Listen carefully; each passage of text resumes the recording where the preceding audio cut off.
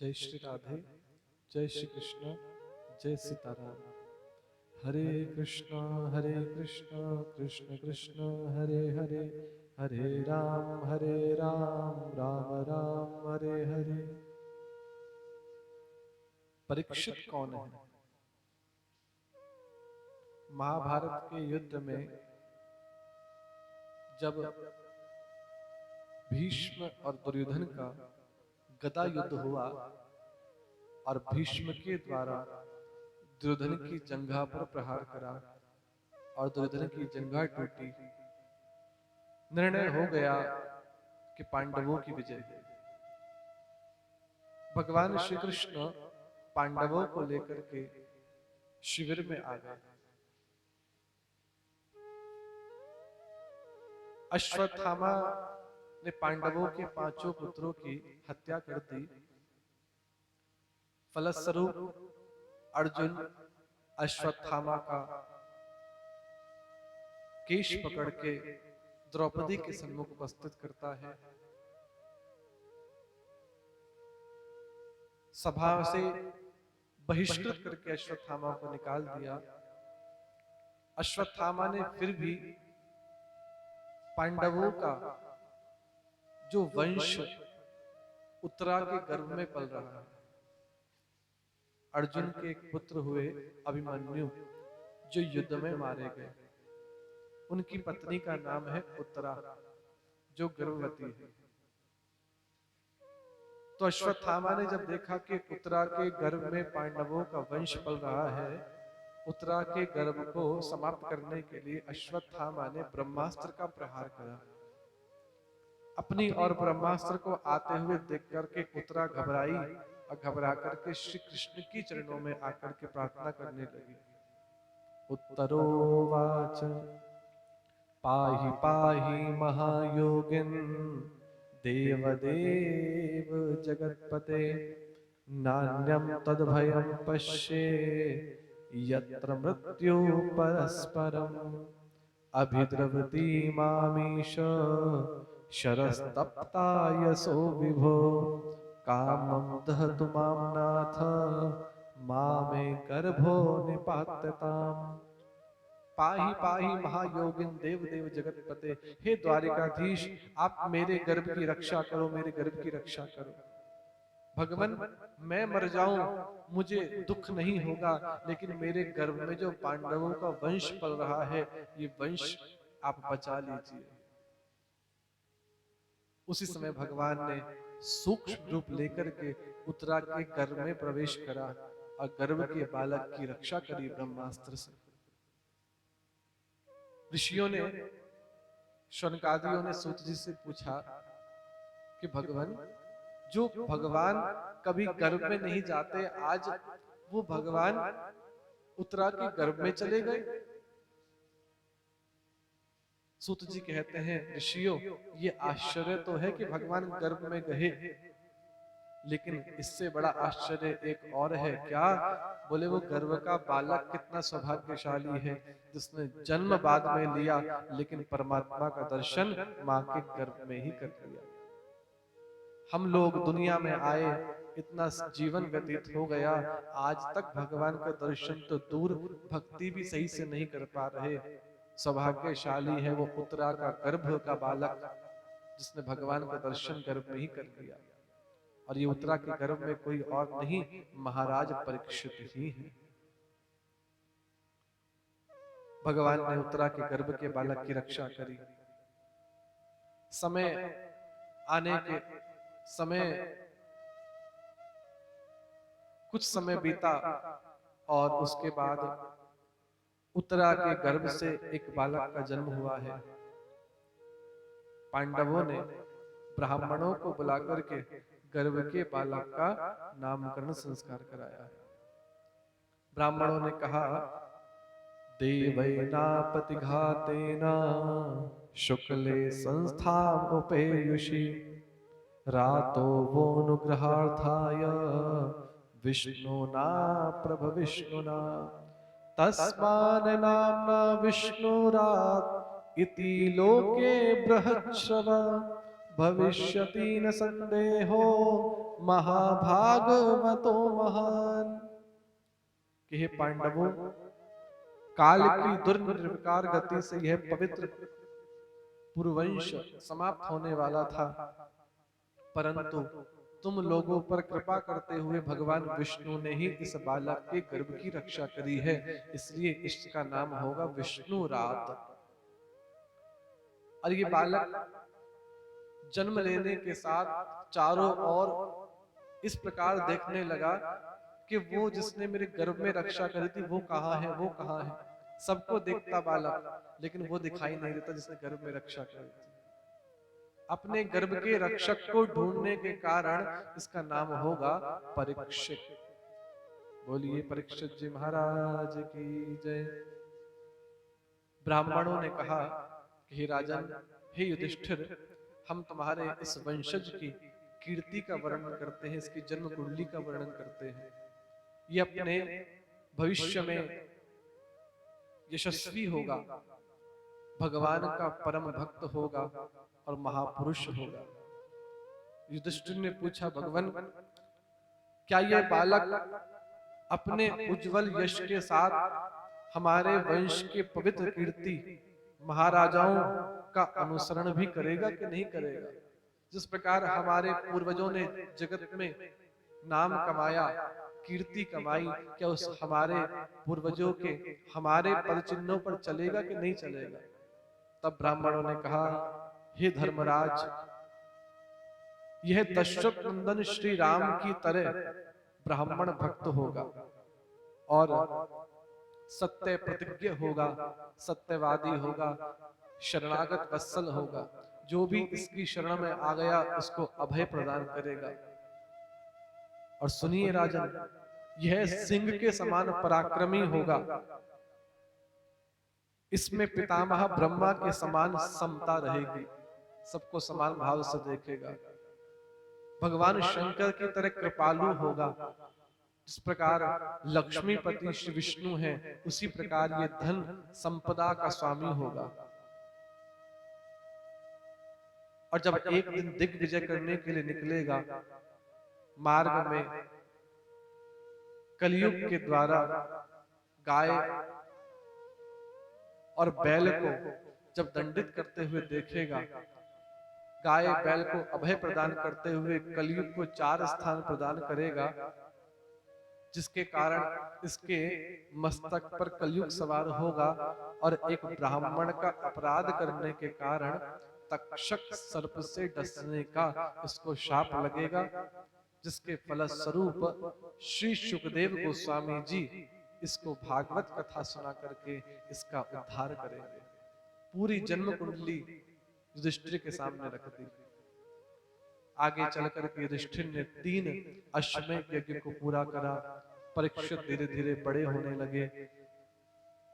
पांडव परीक्षित को राजगद्दी देकर के स्वर्गारोहण करते हैं।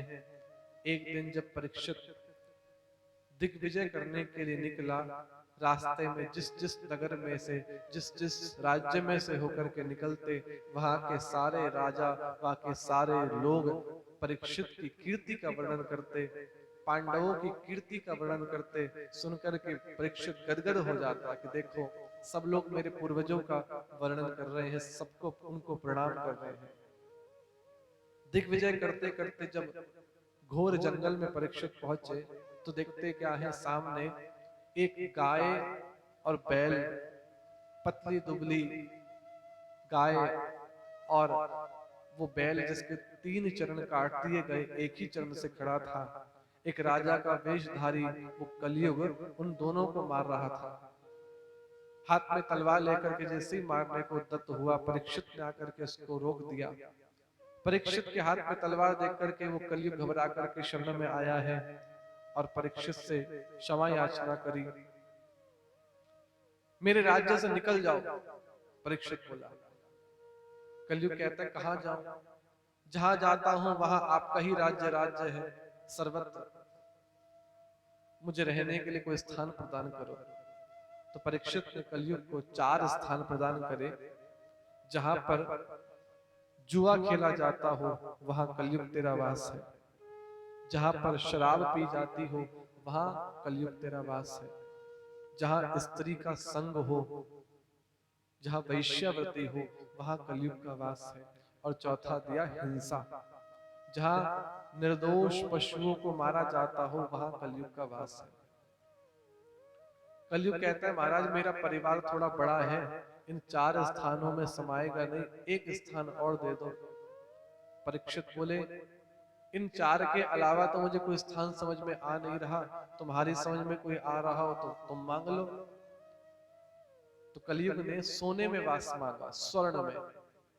जैसे ही परीक्षित ने कहा तथास्तु, तो कलयुग परीक्षित के मस्तक पे जो मुकुट था उसमें जाकर के बैठ गया। किसी ने प्रश्न करा कि गीता में तो कृष्ण कहते हैं स्वर्ण में सोने में मेरा वास है भगवान का, तो जब सोने में भगवान का वास है तो सोने में कलयुग कैसे रह सकता है। बड़ी अच्छी बात कही संतों ने कि ईमानदारी से जो सोना कमाया गया, पैसा कमाया गया, उसमें तो भगवान का वास है, लेकिन जो बेईमानी से कमाया गया उसमें तो कलयुग का ही वास होगा। और परीक्षित के मस्तक पे जो मुकुट है ये परीक्षित का नहीं है। जब इनके दादा भीम और अर्जुन जरासंध का वध करके आए तो जरासंध के मुकुट को ले आए थे और उस मुकुट को राज खजाने में रख दिया था। क्योंकि पहले के समय में जब किसी राजा को हराया जाता था तो उसके मुकुट को ले आते थे, ये प्रतीक होता था कि हमने उस राजा को हरा दिया। तो जरासंध के मुकुट को ले आए थे और जब दिग्विजय करने के लिए निकले तो परीक्षित आज राज खजाने में से उसी मुकुट को लेकर के निकले, उसी मुकुट को पहन करके निकले जो जरासंध का था। और जरासंध राक्षस बेईमान, तो परीक्षित के मस्तक पे जो मुकुट था वो बेईमानी का था। और कलयुग उस मुकुट में जाकर के बैठ गया और जो भगवान का भक्त था, जो ब्राह्मण भक्त था परीक्षित, आज उसके द्वारा एक ऋषि का अपराध हो गया।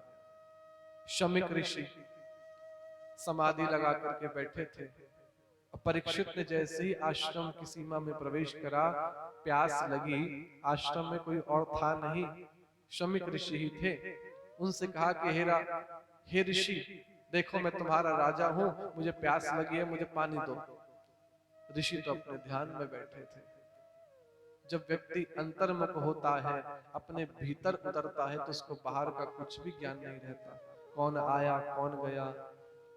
कई बार हम लोग भजन करने बैठते हैं, जरा सा कोई डिस्टर्बेंस होता है, अरे बंद कर, शोर मत कर। जब हम अपने भीतर उतरेंगे भजन में, बाहर की दुनिया का तो हमको ध्यान ही नहीं रहेगा।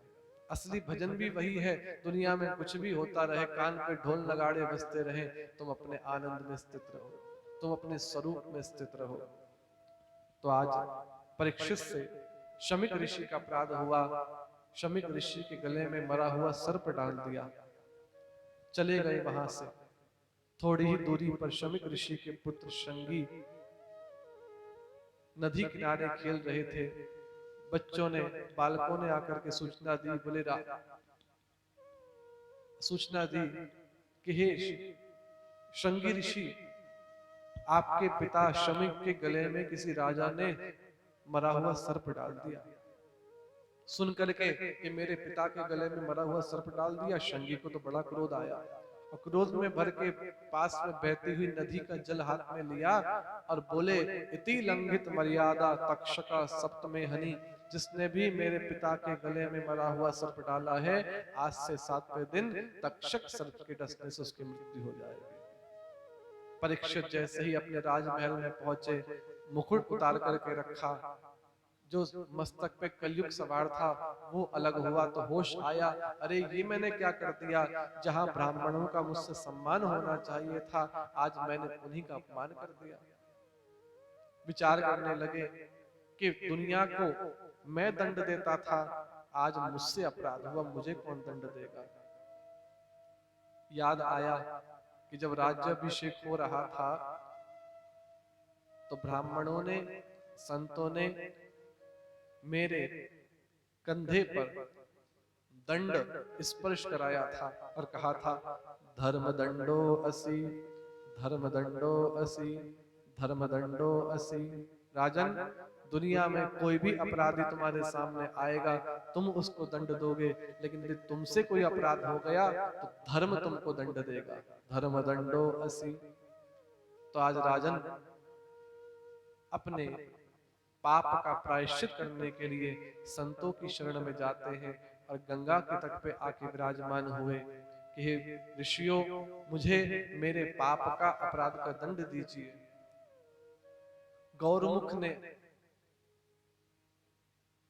जब आकर के शमिक ऋषि के चरणों में प्रणाम करा, शमिक ऋषि के नेत्र खुले, देखते क्या है, मेरे गले में मरा हुआ सर्प पड़ा है। बेटा शंगी रो रहा था, उसको चुप करा करके कहा, क्यों रो रहे हो? पूरी बात बता दी शंगी ऋषि ने। शमिक ऋषि कहते हैं, बेटा कोई बात नहीं, किसी राजा ने मेरे गले में मरा हुआ सर्प डाल दिया, ये उसकी गलती है, लेकिन तुमने भी तो उसको शाप देकर के गलती करी है, अपराध किया है। शमिक ऋषि कहते हैं, आने वाले कलयुग में हो सकता है कोई ब्राह्मण किसी लोभ लालच में किसी को शाप दे दे, इसलिए मैं ब्राह्मणों से शाप देने की शक्ति को तो छीनता हूं, लेकिन आशीर्वाद देने की शक्ति को 8 गुना बढ़ा देता हूं। तो देखिए, ब्राह्मणों से शाप देने की शक्ति तो छीन ली, लेकिन आशीर्वाद देने की शक्ति को बढ़ा दिया। यदि ब्राह्मण का आशीर्वाद किसी को मिल गया तो उसका तो कल्याण होना ही होना है। अपने शिष्य गौरमुख को बुला करके कहा कि जाकर के परीक्षित को सूचित कर दो कि उसके पास 7 दिन है और 7 दिन में अपना जो कल्याण कर सकते हैं कर लें। गौरमुख ने आकर के गंगा तट पर परीक्षित को सूचित करा। परीक्षित ने गौरमुख को प्रणाम करा, गौरमुख चले गए। सारे ऋषियों के मध्य में शुकदेव जी महाराज का आगमन हुआ। बोलिए शुकदेव जी महाराज की जय। और परीक्षित ने प्रश्न किया, गुरुदेव, जिसकी मृत्यु 7वें दिन है उसका उद्धार कैसे होगा और जीव मात्र के कल्याण का साधन क्या है? परीक्षित का मोक्ष कराने के लिए, परीक्षित का उद्धार कराने के लिए शुकदेव जी महाराज ने राजा परीक्षित को परम मंगल में भागवत कथा श्रवण कराई। इसी के साथ जय श्री राधे, जय श्री कृष्ण, जय सीताराम।